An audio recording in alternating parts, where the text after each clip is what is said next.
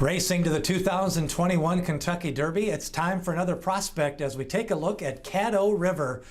A big winner the last time out at Churchill Downs. He's got 3 starts in his career, and that maiden breaker in his last start picked up a 104 Equa-based speed figure. He's ran at Saratoga, he's ran at Belmont, so he's shown some class, and he has participated in some key races.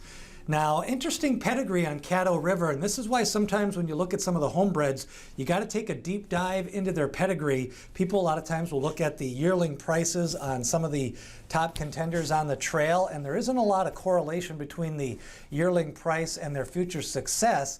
But for the horses that are the homebreds, you don't see a sales price, and sometimes it's hard to gauge the class quality.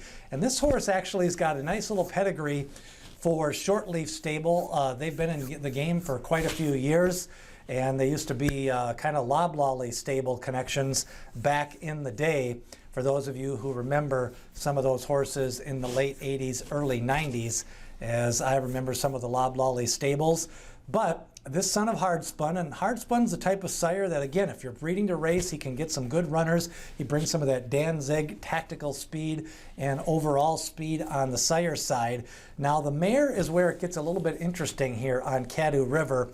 Pangburn, some of you may remember, ran in a lot of pretty good series of stakes races in the Midwest. She ran also in Pennsylvania in the Cotillion Stakes, the Iowa Oaks, also in the Fantasy Stakes at Oaklawn Park, and even in races as a 2-year-old in the Pocahontas Stakes at Churchill Downs. So she was a nice mare. She was purchased for $130,000 herself and picked up some nice purse money. And of course, this is a homebred for the Shortleaf Stable. So Brad Cox trains after that big victory the last time out. Caddo River was listed in pool number 1 of the Kentucky Derby Future Wager, and they've got some options, especially with 3 races as a juvenile and that maiden victory. They can kind of point and choose if they want to stay maybe at some of those races at Turfway Park with the Tapeta surface, as some of the Hardspuns do well on that, or they could go to Oaklawn Park or the fairgrounds, depending on what they want to do with their top dog, Essential Quality. But I think Essential Quality is probably not going to start until March or April, so I think maybe they'll use Caddo River as one of the other fill-ins for some of those other races. So it'll be interesting to see what Caddo River does as a 3-year-old. Remember, we've got previews up of some of the other top prospects. Keep me in mind.